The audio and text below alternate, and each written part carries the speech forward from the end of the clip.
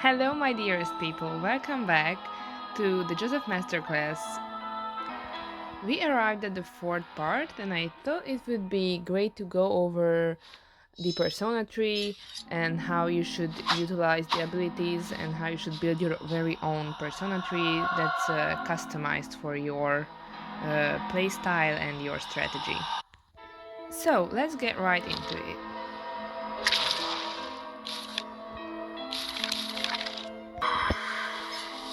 Alright, so here we have the empty persona tree. We will start with what I think is essential for any hunter really, but especially JoJo. So, obviously the first one I would say you must have is Tinnitus. If you didn't know, this will give you a little sign in the top left corner of your screen if the survivor is in a 36-meter radius, which makes you know if they are at the spawn point you might have gone to, or if they are around really. So this is the most useful and basic trait I feel like every hunter should have. Of course, there are hunters like Hester who have other abilities that help them find survivors or find out if the survivor is in the close vicinity, but I feel like this is a must-have. And thankfully, as we heard some news, this will be a base talent soon for hunters, so you wouldn't have to click it and waste 10 points on getting it, but it will be like built in for every hunter, which is a great thing because you will have one free spot to use wherever you would prefer. So for now, I would say just make sure you have this. Even if you're a beginner and think this is useless, I think it really can change a game if you haven't used it before.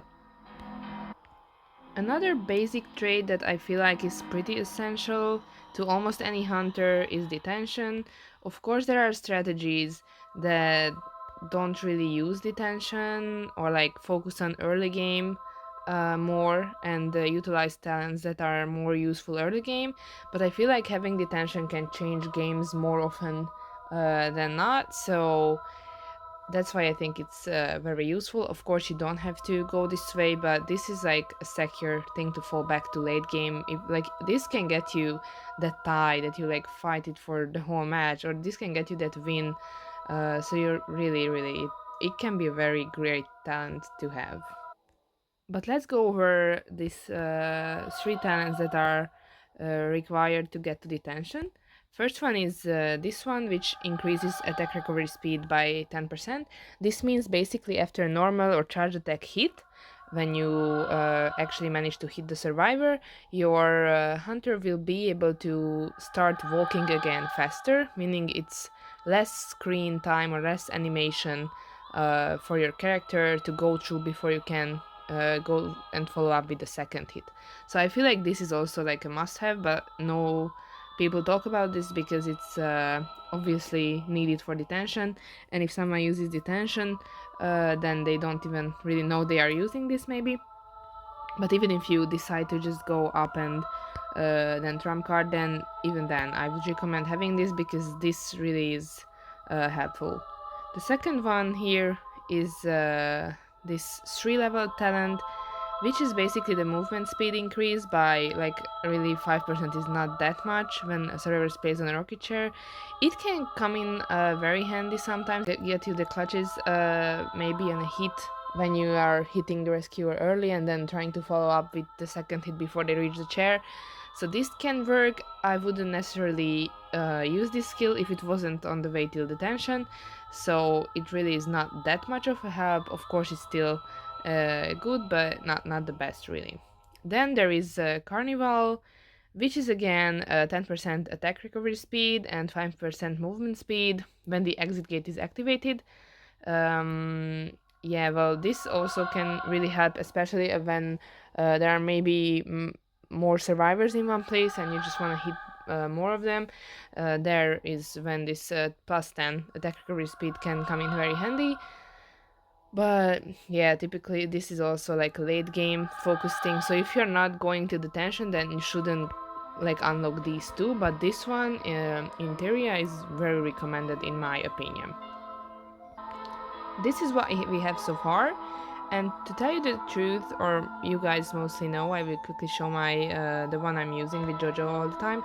So I don't have more talents unlocked, more final talents, only Detention, as you can see. I will tell you why in a minute, but like this is the one I'm currently using. This is where these three, I change them up usually. This is like my, so like they all have two, these three.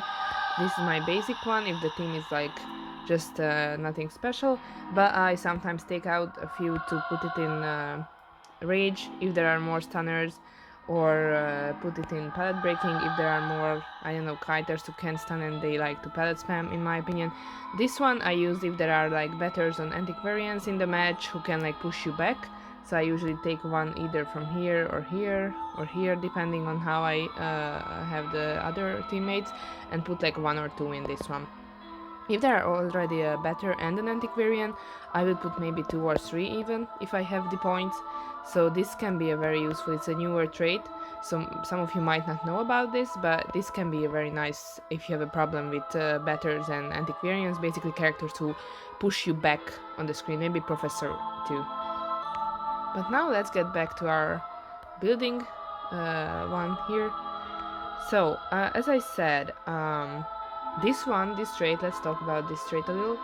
It's called No Survivors. If you read this, it says, while within 25 meters of knockdown survivors, each free moving survivor will increase the hunter's attack recovery speed by 8%, stacking up to 3 times.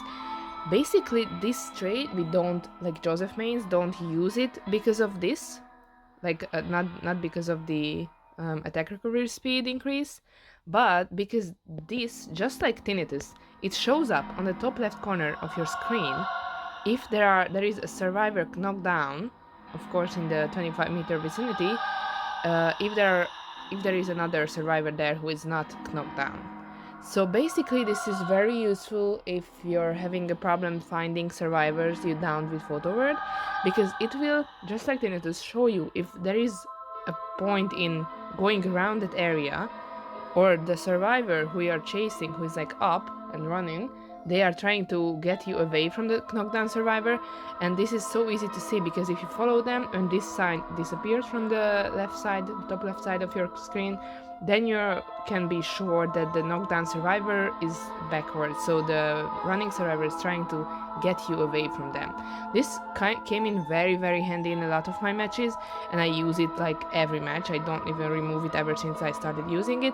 I recommend trying it out. You might not find a use for it every match, but I think it can be really nice to just make sure to find the down survivors faster.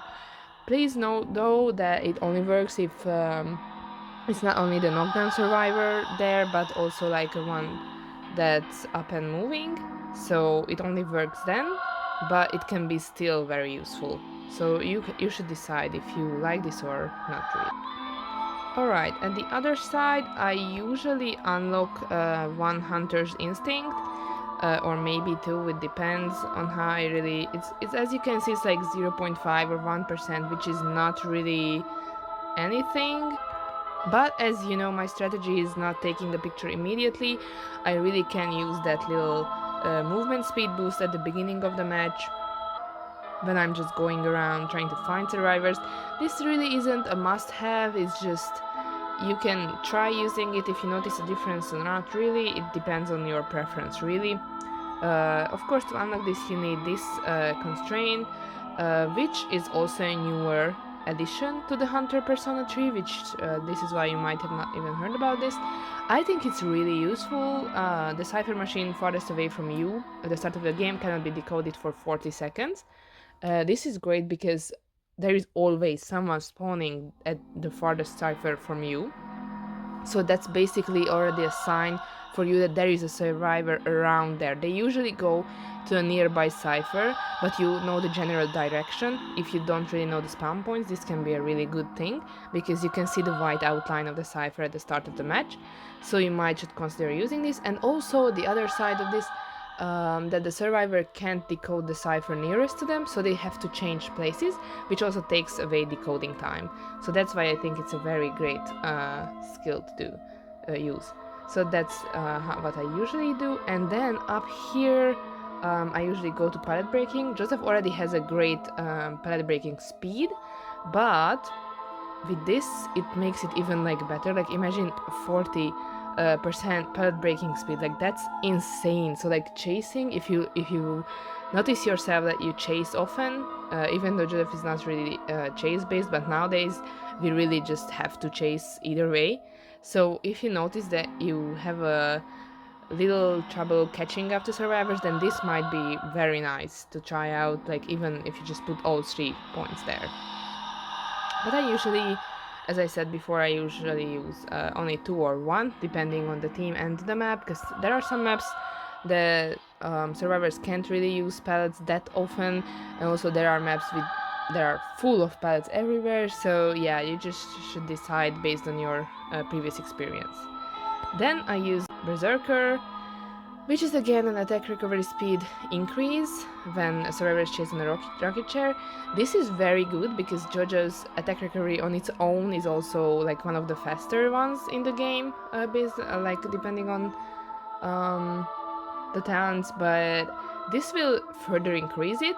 And as I mentioned in the previous video, I like to, when I unlock my second skill already, I like to circle around the chair, walk around, try to catch the rescuer earlier, especially if I have teleport up, but because then I can hit them a bit further away. Then I have this, usually on 2, so my attack recovery is even faster with 20%, and then I teleport to the chair, and then I stop the rescue overall, like fully.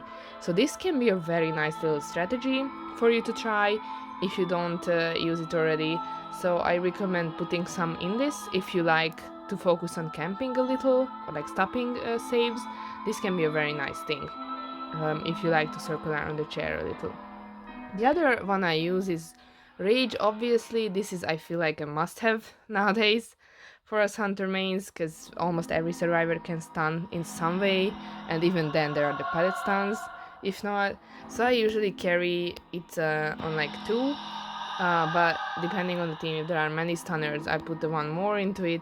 It really depends on how the team is. So I would recommend this in like any case and a scenario, because every team will have at least 1 stunner, sadly. And yes, basically this concludes what I usually build and why. This is, of course, I have to unlock it in order to have Rage and Berserker. Basically, if you have a survivor in a rocket chair or downed, the other characters healing, destroying, and these type of behaviors are reduced by 3%. This, of course, can multiply. It's really good for JoJo. Because, you know, even if you manage to down 2 people with photo word but you can't find them, there will be a 6% decrease in speed for all the team. So this is really a nice little touch, thankfully on the way. Other traits that might be useful for you is maybe quenching effect.